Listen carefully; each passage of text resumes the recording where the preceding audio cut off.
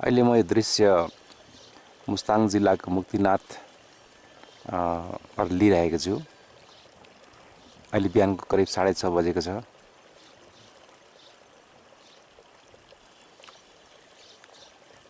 एकदमै शान्त वातावरण अनि चिसो हावा र यो भर्खरै 2 दिन अगाडि मात्र हिउँ परेकोले गर्दाखेरि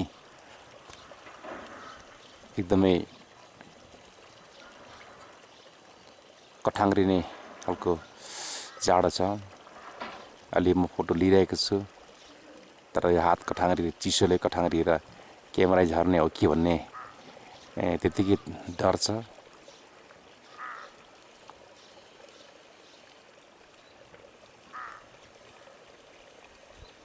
यस्तो हिमालय दृश्यहरू पहिले मैले केवल टिभी अथवा फोटो मात्रै देखेको थिएँ, तर पहिलोपल्ट आएर यहाँ आफ्नै अगाडि उभिएको हिमाल देख्दा अति नै खुसी लागेको छ।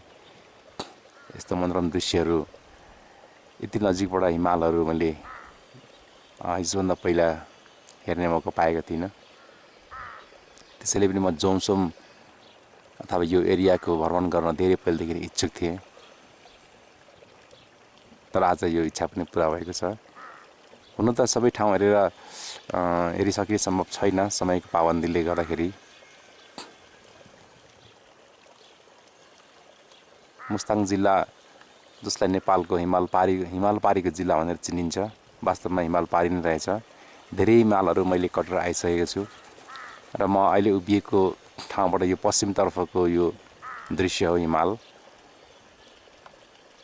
यसै गरी यो पश्चिम हुँदै उत्तरतिर क्रमशः यो तिब्बतपट्टि, अहिले यो तिब्बतको भूभाग जोडिने ठाउँ हो।